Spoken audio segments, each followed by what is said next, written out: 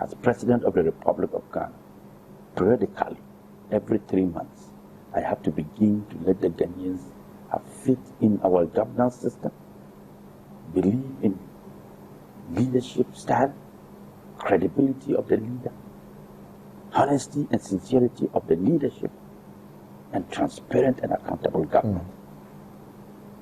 You need to engage the citizens and let them understand that you have to change your mindset in order to build a country, Ghana. That's the only country you have in this country. Ghana is not for any other foreigner except Ghanaian. That's right. So yeah, our mentality towards work must change. Our attitude, our behavior must change. We must begin to be patriotic citizens no matter where you find yourself. When we have this kind of mindset, that a mindset of taking responsibilities, a mindset of knowing our rules and our assignments, a mindset of everybody knowing that, look, I am a responsible citizen and my responsibility is to do A, B, and C. That kind of mindset will build Ghana and give me the room to change Ghana. After the mindset change, which is very easy, engaging the citizen, then the next policy is Ghana and Ghanaians first. Over the years, Ghanaians have lost everything that belongs to them. Right from oil, cocoa, timber, manganese, lithium, bauxite, anything is no more for Ghanaians. It's been taken over by foreigners.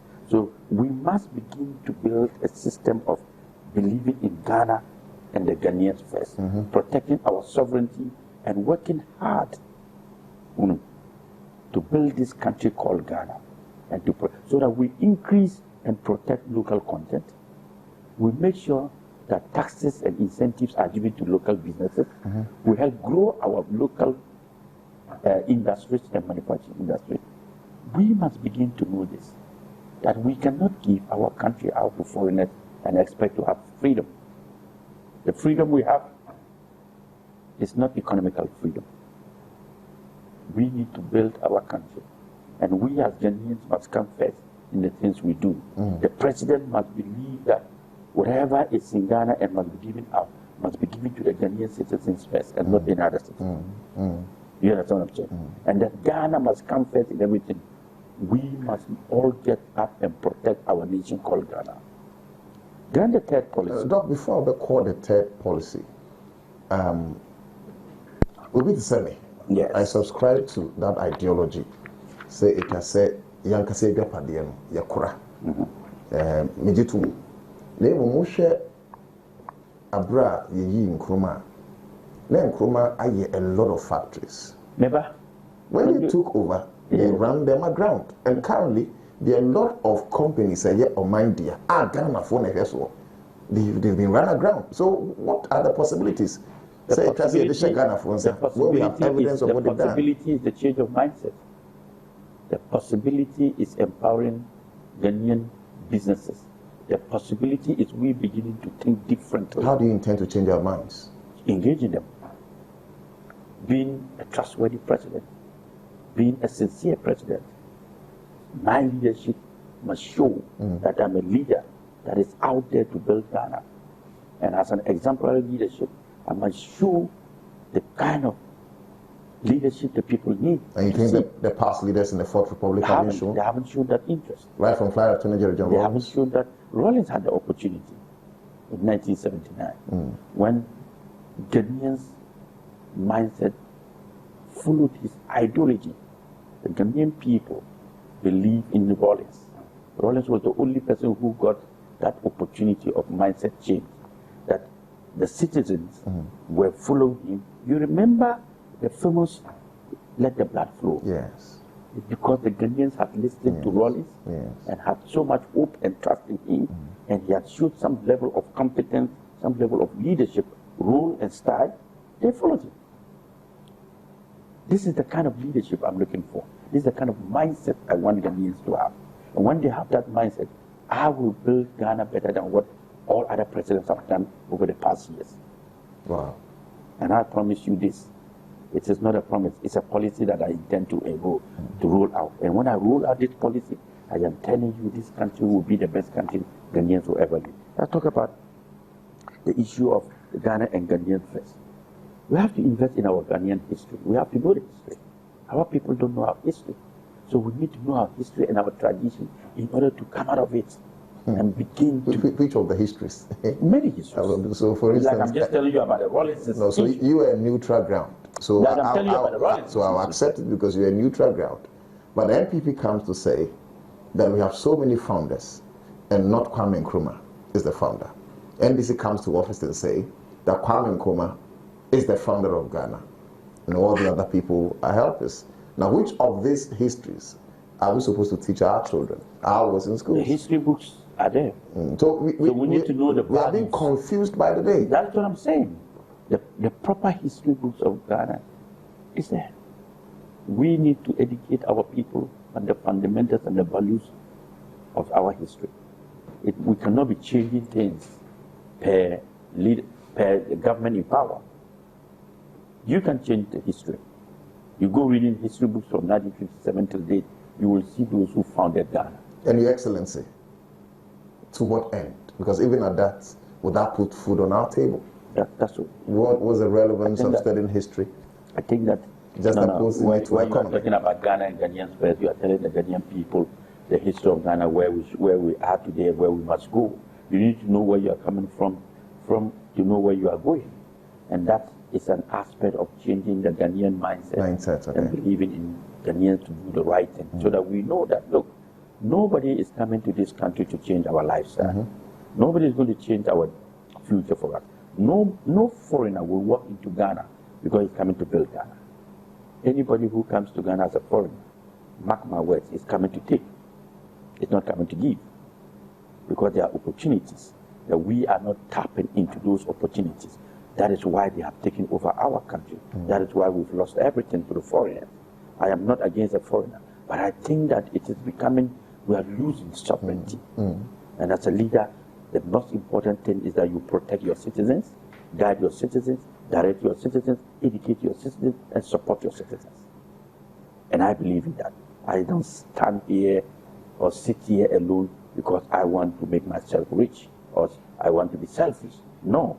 If I'm selfish, I will not run for president. I'm sure that my viewers at home and myself, we appreciate you walking us down the aisle of policies on your intentions, you know, that when you are saying the reins of leadership, A, B, C, D, what you intend doing for us.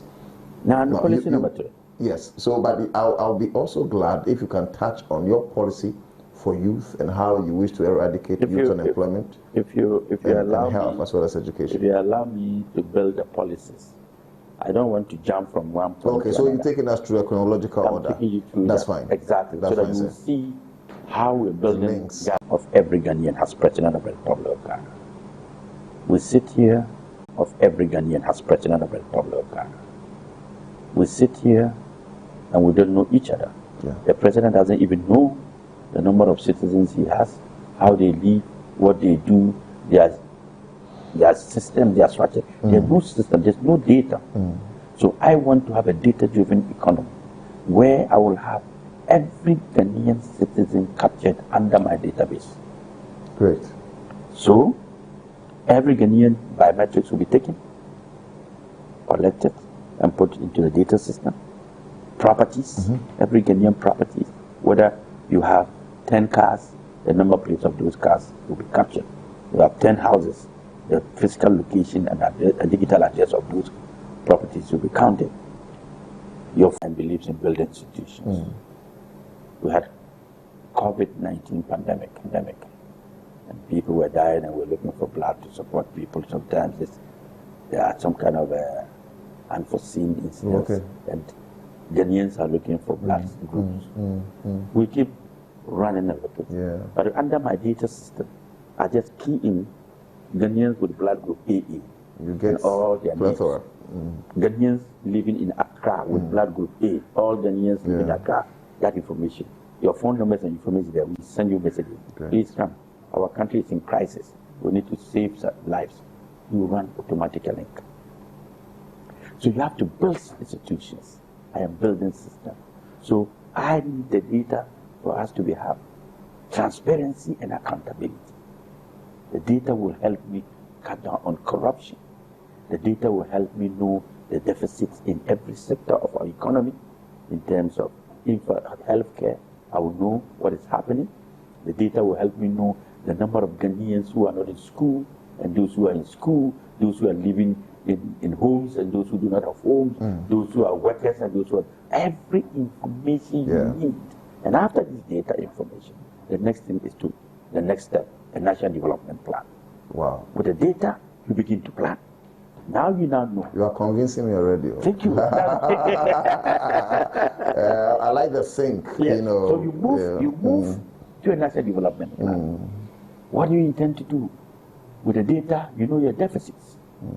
And I love particularly, beyond the data system you phrased, national development plan, because I think one of the greatest bane of our underdevelopment and the fact that there were a lot of national assets that have been left to rot with careless abandon. It's as a result of not having the national agenda policy plan. So I think it comes into fit a great vacuum. So this national development plan is not the one that you plan for the 10, 20 years. It's an effective plan that you are using the data to be building the development plan. Right now, you need it. You don't need it in 20 years. Sure. So right now, we begin to know what kind of students do we need to train to fit into our society. We have deficit in science students. So we now make sure that the number of science students we need to train, we get the numbers. We have deficit in agri students. We know. We have deficit in business students. So in the nursing, in the health sector, every information. So we are not training students to become a burden to our society. The students, right from where they start the training, by the time they finish school, they have their slot waiting for them for where they should go. Sure. So they don't come out and become a burden. No, we are not training students that have no use to our society. Whatever we are training is to fit into our society. There must be a direct relation between academia and the job market. Exactly. And then also too, there must be that direct link between the job market and the society. Okay. Are you getting what I'm saying? You're not training, the society must know where they want to fit in. Are you getting what I'm saying? So even police, security institutions, we know the system. We have the data. We know how many security officers to the number of Ghanaians. The ratio. Ratio of doctor to patient. Ratio of nurses to patient. We have to have all that statistics. So we now know, look, next year we want 5,000 nurses in the system.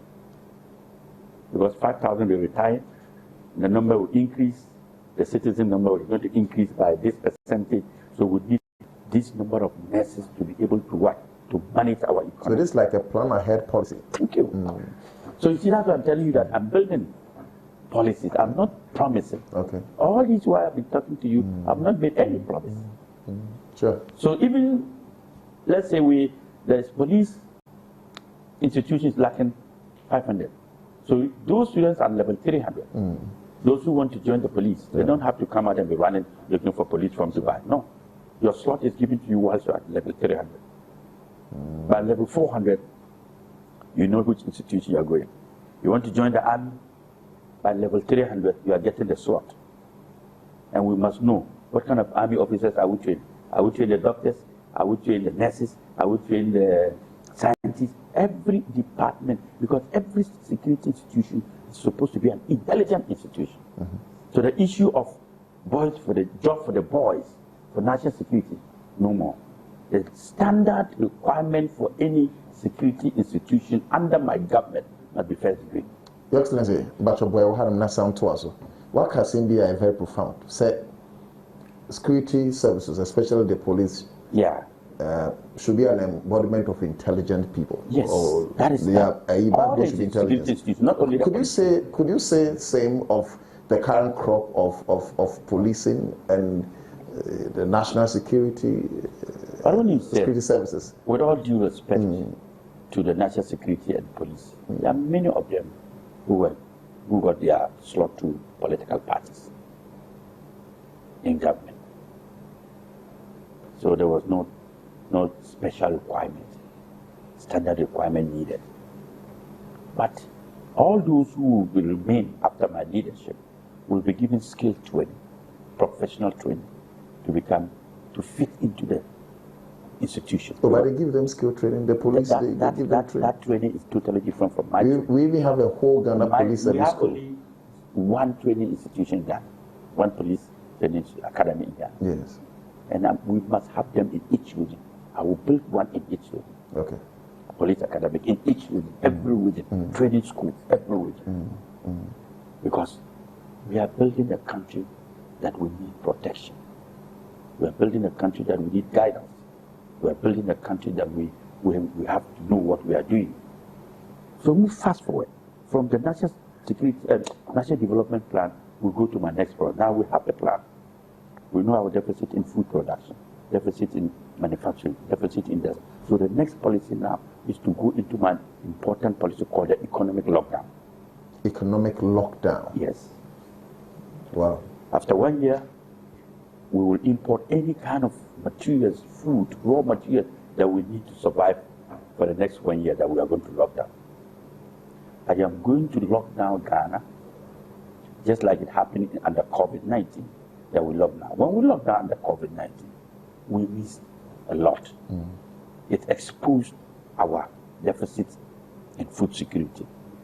It exposed our deficit in infrastructure development. It exposed our deficit in every sector of the economy. What have we learned from pandemic and COVID-19? Nothing. You think we've learned nothing? We've not learned anything. All that we learned is that we use it as a reason for our underperformance and our incompetence. We use that as an excuse. I don't see it as an excuse. I see it as a wake-up call to build a country that 2 weeks of lockdown, 2 regions, we could not survive. Greater Accra and Greater Kumasi, and we have to lift the lockdown. Why? Because there was no food, there was no water, there was no accessories, nothing. So what it means that Ghanaians are in bad shape. And that we could not even have medications to protect the people. We could not have PPP to support. So we were trying and begging other nations, and every country was locked down. So I am going to introduce economic lockdown. My economic lockdown is to make Ghana self-reliant. We've been dependent on nations for everything. We import over $1.2 billion of rice every year, when we can produce rice in almost every region. We import over $800 million of cooking oil, when we have the ingredients, the minerals, the what do you call it? The materials. Look, cocoa butter. We can use cocoa. And we have it here. We have it here.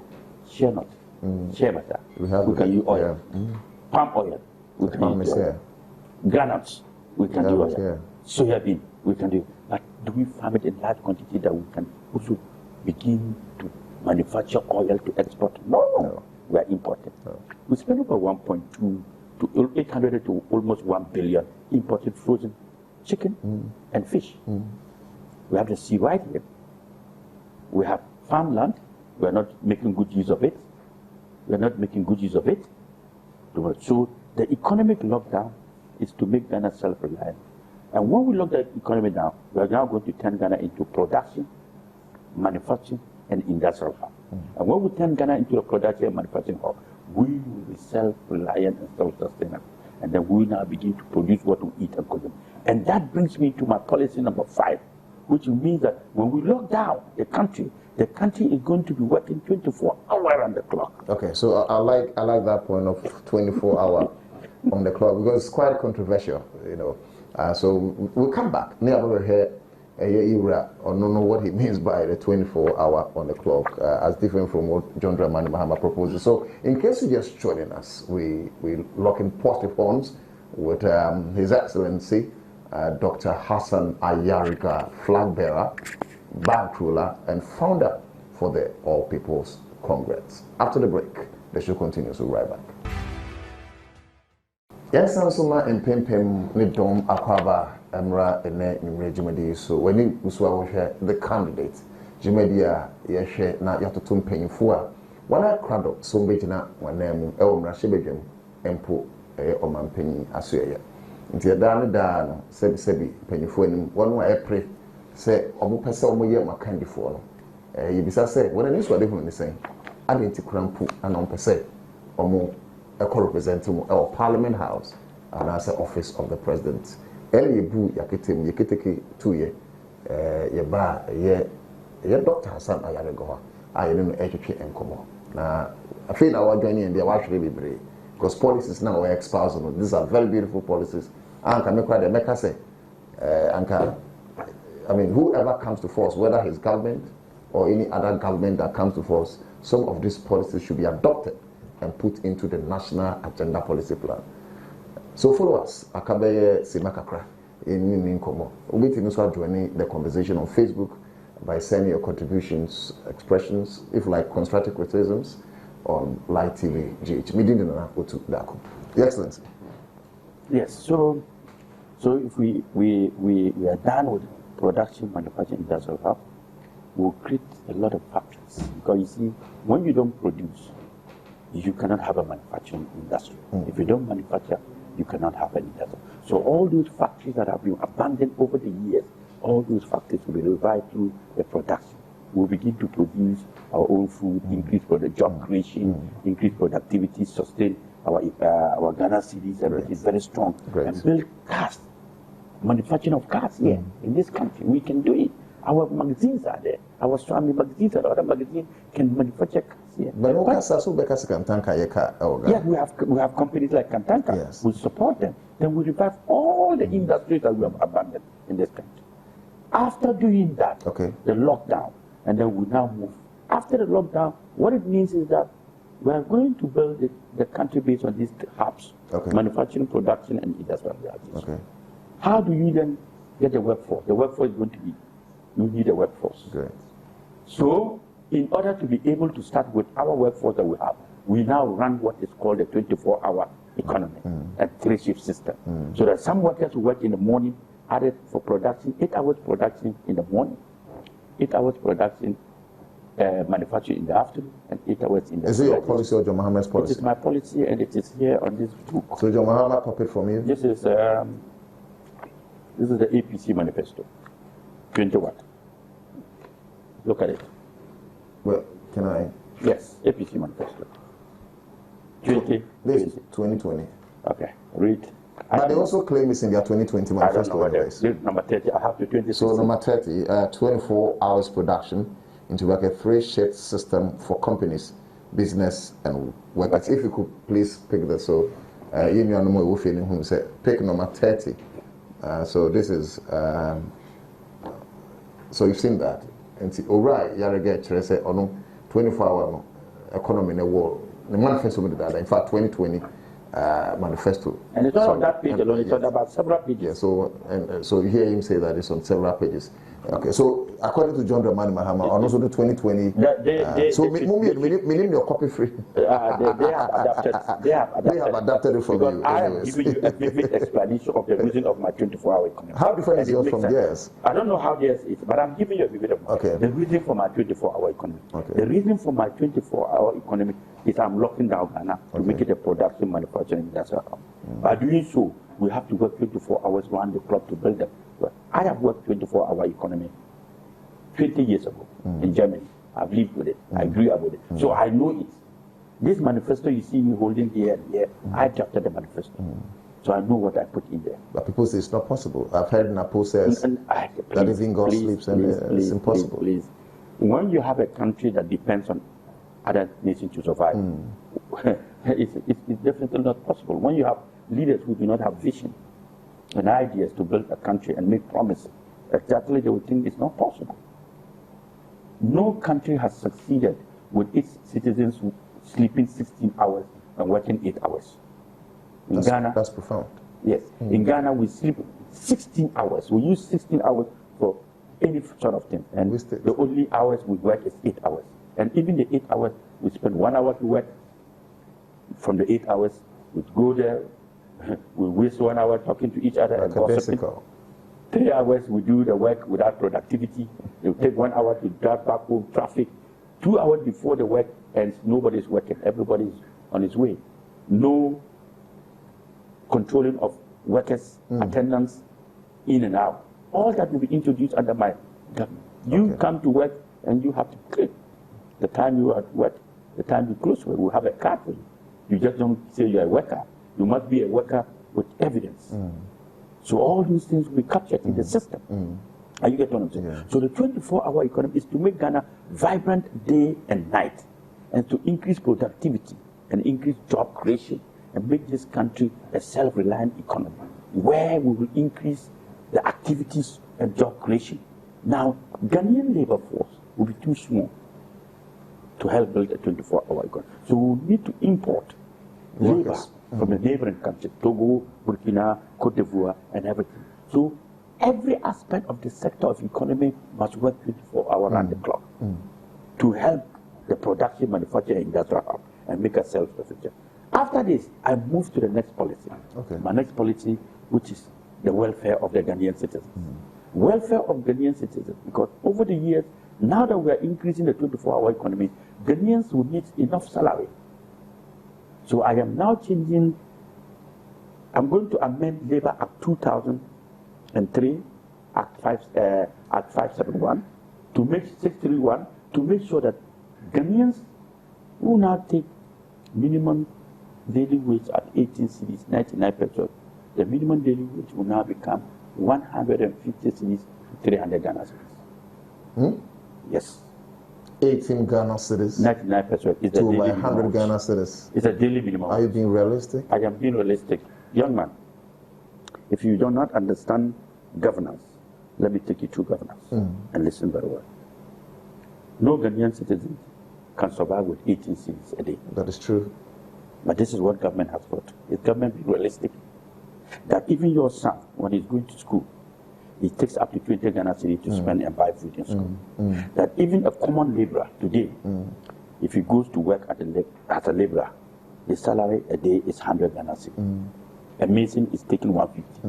How then do you tell me that a government worker should take 18 cedis? Your Excellency, you make sense with those. But in a country where our fiscal deficit, if you like, I should say our debt to GDP rather, stands at over 100%. That is to say that, say, Ghana yedwuma nyina awia ye diska yenya nyina kotuaka I will get there. na yase akopɛ besia apa kotuasa aka get there. It is says Ghana also be to 100 cedis a day. A month is 3,000 average. Obenya ska no way. It's kind of I'm giving you the policies. Okay. I'm telling Ghana to a production manufacturing hub industrial. What do you think is increasing? What do you think is doing? Wealth creation. Yes. What do you think is going to make Ghana not a reliant, not a dependent nation anymore, but a nation that what? It's self-sufficient and self-reliant, that can export its produce. Okay. So Ghana is going to increase productivity at the highest level instead of importing. So our foreign exchange will go down, our borrowing will cut off, because we have enough. When you don't have, then you go borrow. But when you have something to sell, you don't borrow. But that'll be after 3 years of your That reign. is not after 3 years, that's just 1 year. Just 1 year. 1 year. In 6 months, you can plant and grow and harvest. In another 6 months, you can plant and grow harvest. So within 1 year, we grow enough for consumption and export. Do you understand me? So let us not underestimate the value of time. Maybe you say that because you're not president. Maybe I say that because you're not president. Because you're not president yet. But so these are beautiful policies. But there's a difference between having policies on paper and transitioning those policies into practical realities. Okay. What is the guarantee that Dr. Hassan Ayariga will be fruitful with his dreams? Yeah, politicians be brave a whole lot. I don't want to say we know we are politics. I mean, Uncle Siaga, what's the guarantee that Dr. Hassan Ayariga will be different? That mindset of how yours, unique are you? What's your wow factor? That mindset of yours is what is making us where we are. No, it's not a mindset. It is historical antecedents. You see, why do we change leaders? We change leaders because we want better ones. So if you say that it's just historical antecedent that people have failed, and because people have failed, nobody can perform. I didn't say nobody can perform. But what's the guarantee that dog will be different? Your education will be. No, what is the guarantee that? No, what? Our society. No, what? Hold on. Okay. You keep asking questions and you don't want me to tell you. I don't like that kind of argument. Okay.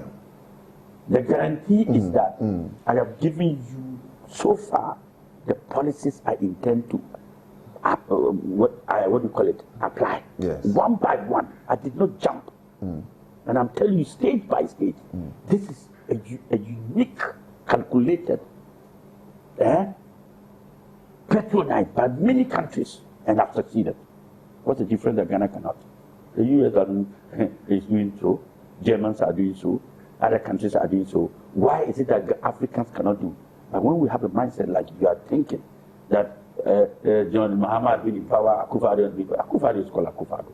John Mahama, look, the whole of my life, I have never borrowed. You've never borrowed? I have never borrowed as a young student. I've never borrowed as a businessman. I've never borrowed as a political leader. I've never borrowed as a father. I've never borrowed as a parent. And I will never borrow as president. But they have borrowed. You never borrow as president? Yes. I have never. And go to any bank in this country and the world and keep my name. They will tell you this man has never borrowed. You know why? Let me continue. Continue.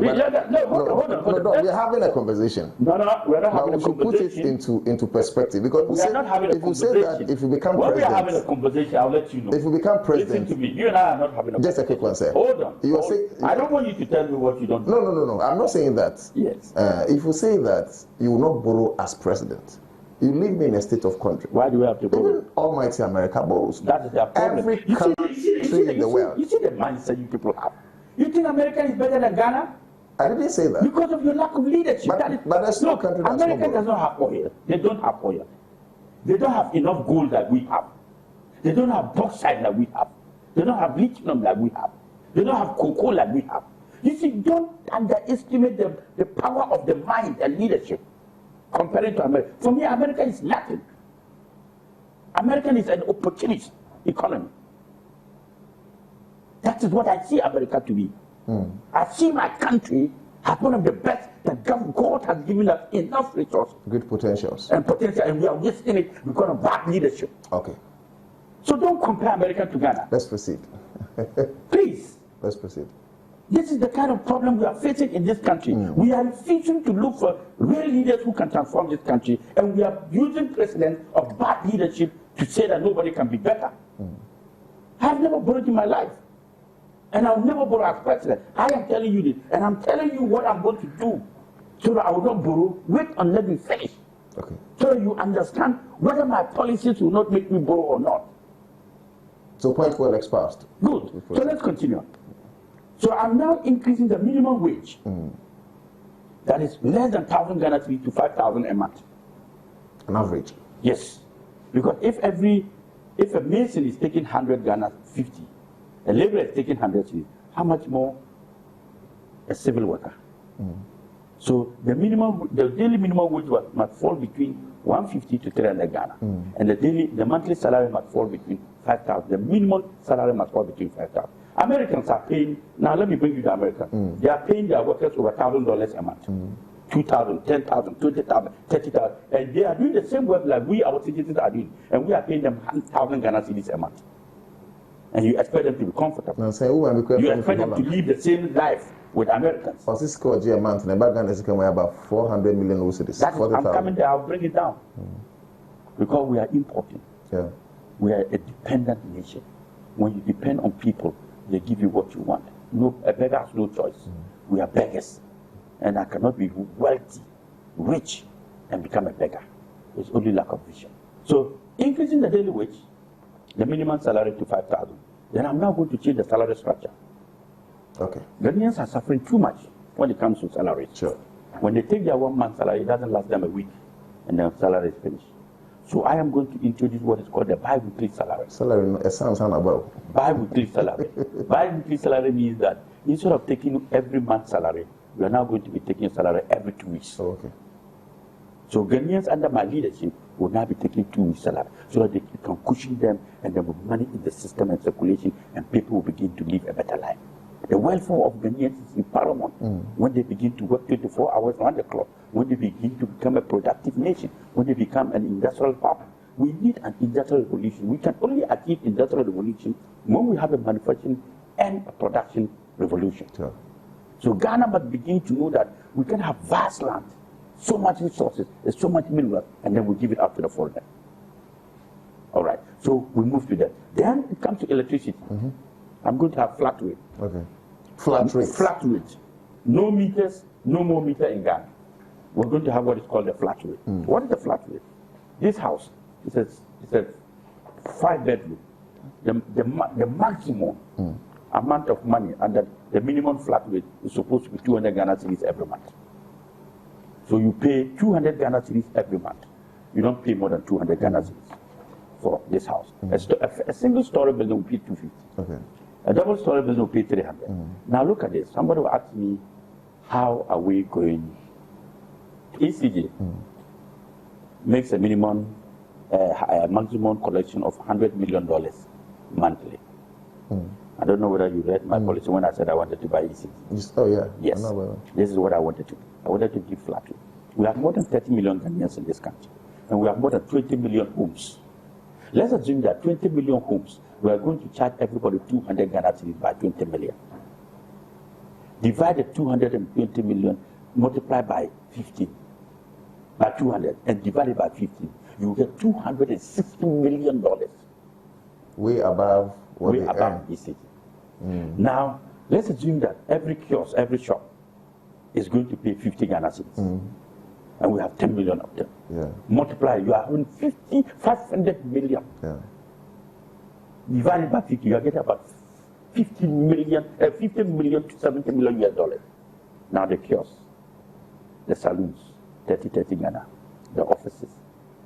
ECG will be making more than, are we getting more than $1 billion? Okay, so the flat rates will be in levels. Depending on where you are. Yeah, okay. Same as water. So nobody will pay electricity in this country, even no matter the size that of makes sense, because we are suffering now. Good. So then I'm going to have free port. Okay. The reason for free port is that the prices of goods in this country is outrageous. And all they say is that the ports, the duties are free, are expensive. Yes. We think that we are too intelligent than Togo.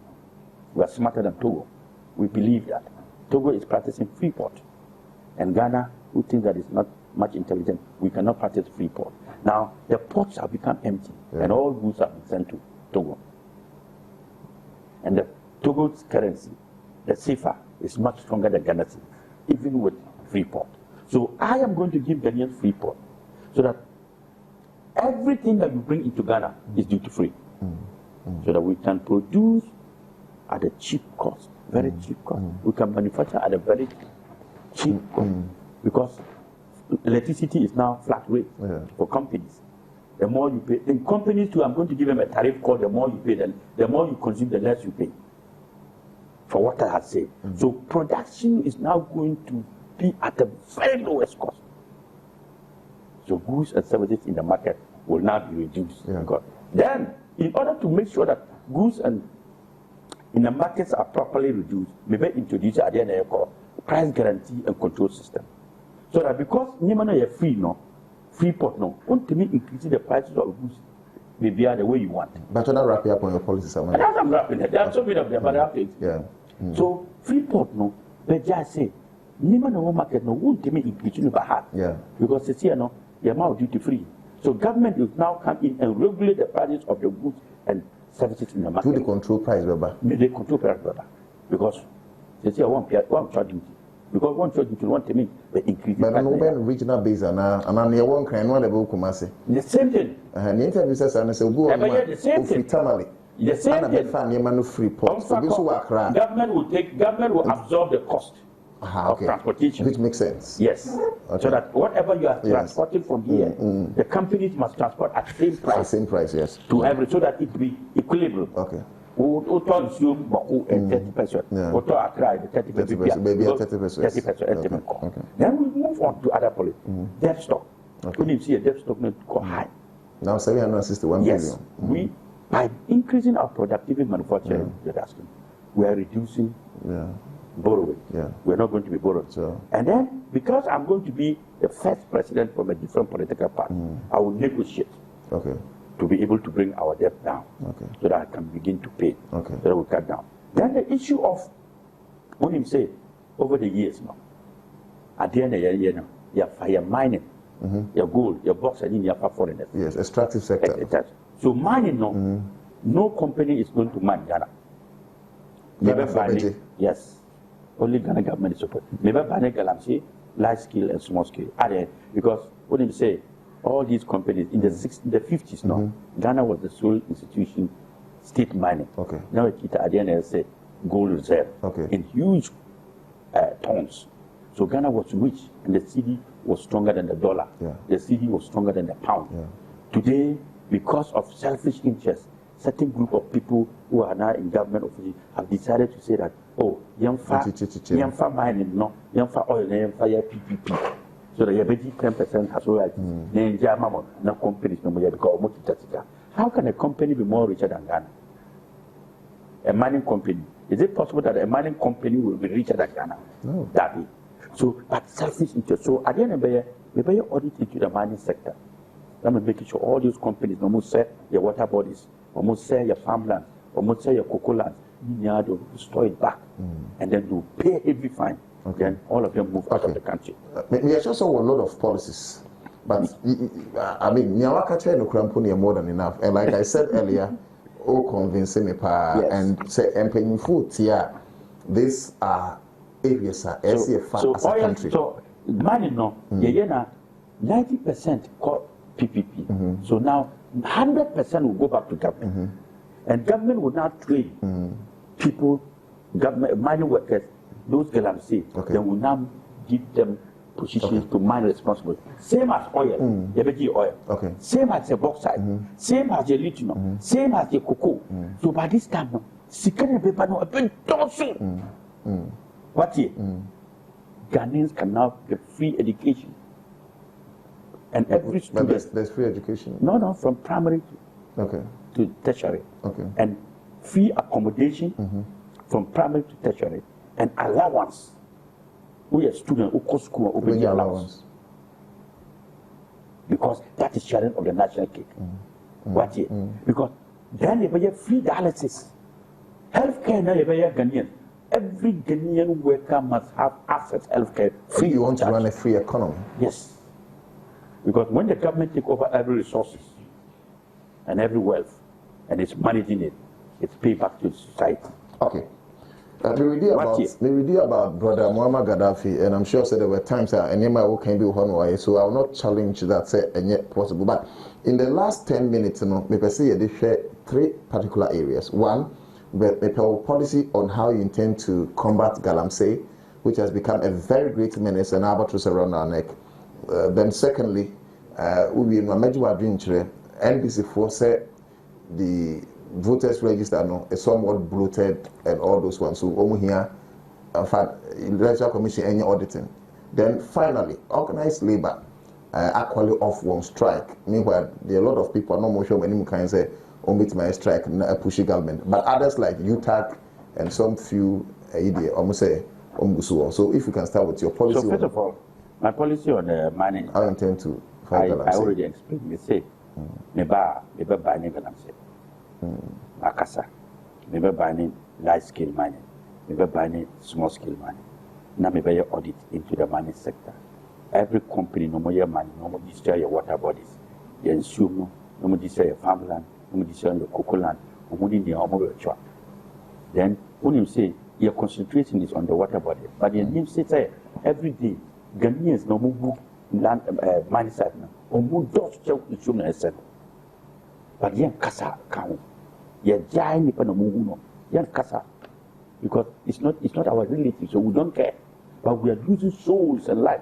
Today I listened to somebody telling on radio saying that they were buying babies and sending them to Galamsey site to go do rituals in order to get gold. What year? He said they were buying babies from hospital. 50,000. 50,000 Ghana cedis or more to Akwada. No more rituals and man said no gold baby. Jesus. So nobody is talking about the people dying. So mining galamsey will be illegal. The health implications. Yes. Mining will be illegal, large scale, small scale. I'll do auditing. All the companies that are here mining will stop. The only institution mandated to mine will be the state. The state will mine, and all of its resources will come back to the state. This is a community mining club. Everything, because a state-owned resources. A government there. From government are there. Same with oil, same with bauxite, Same with Lichino.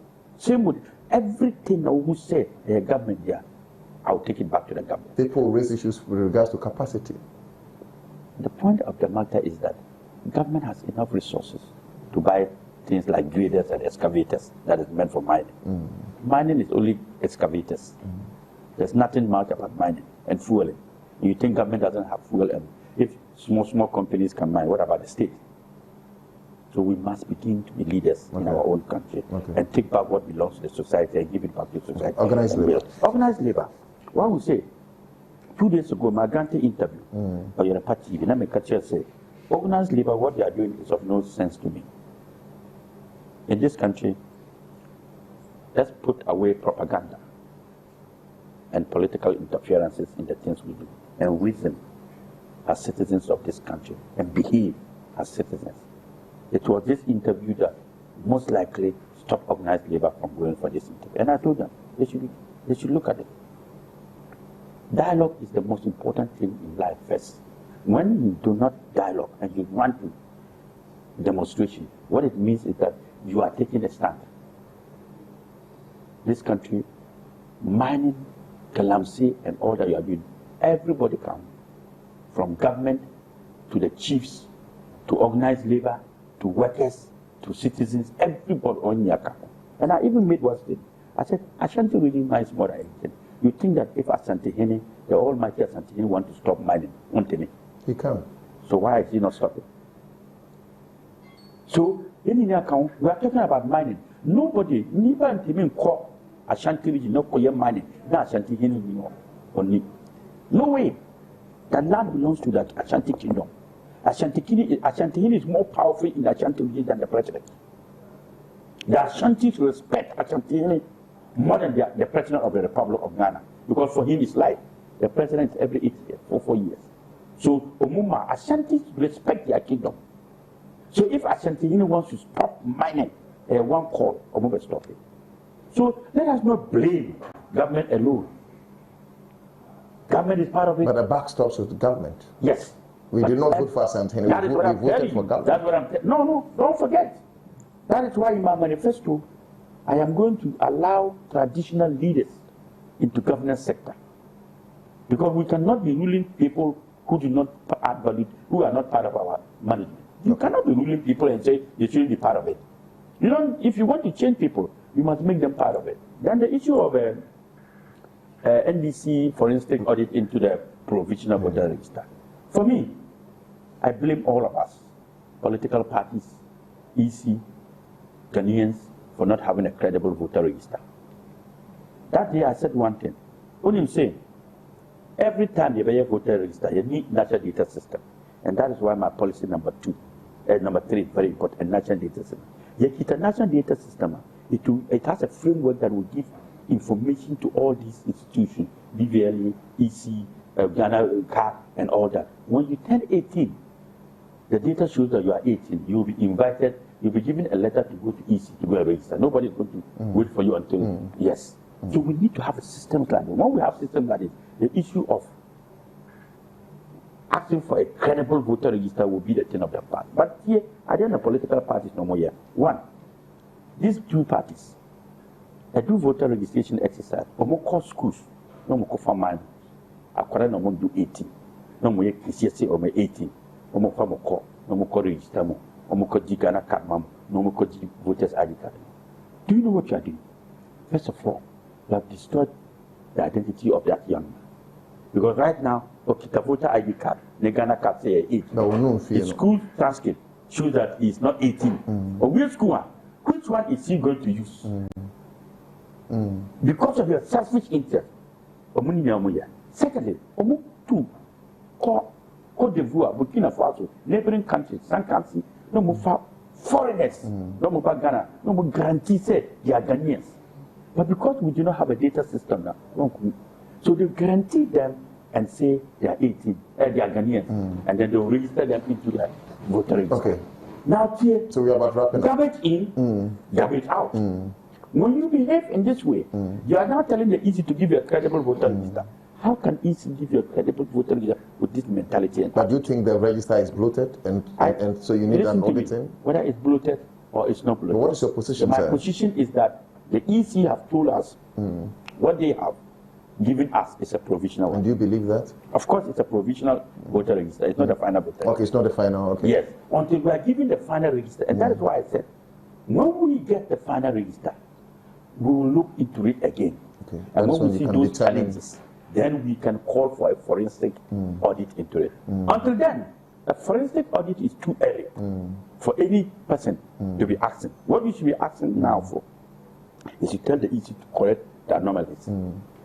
Okay? Because the purpose of the provisional voter register is for you to do this correction. Yeah. The CI91 shows how to do. So you cannot be rushing, Yes. even though you have a point to say you need a forensic audit. I see that my production crew are calling It is me, something but I'm sorry if they could give me some 30 seconds. There's some level of allegations to the effect that they think that the electoral commissioner, Madam Jane Mensah, has taken an intransigent position, that when she was head of the IEA, she even proposed for an audit of the register, then under Charlotte Osei. Currently, she is in charge as commissioner, but she Nobody says that there's no need. Nobody says that. Do you think it's a right call? Nobody's saying that there's no need.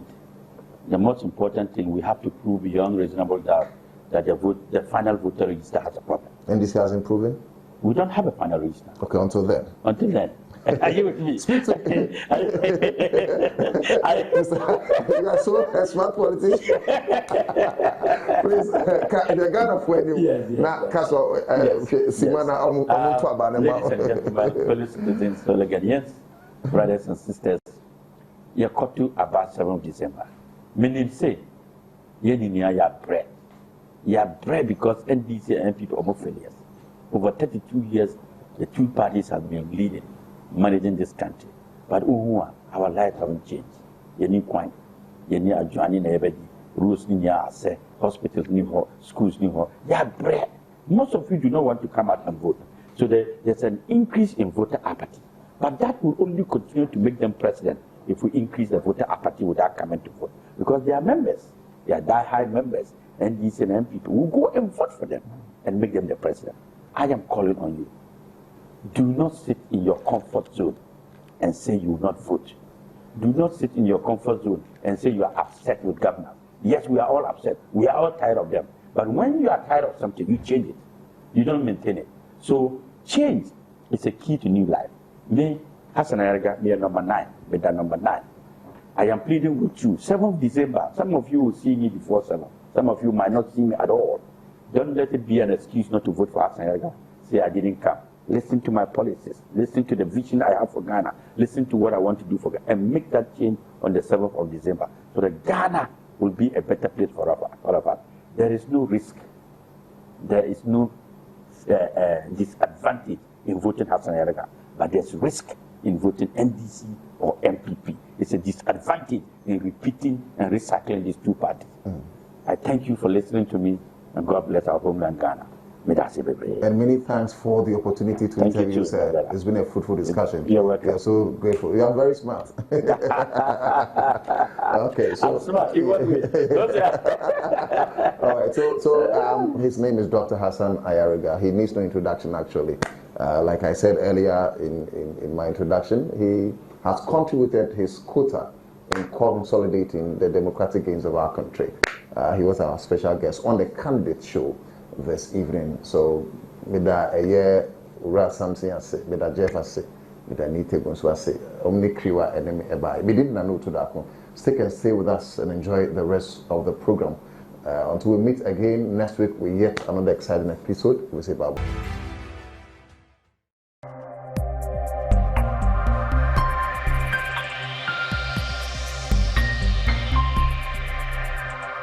CTV, Ghana's #1.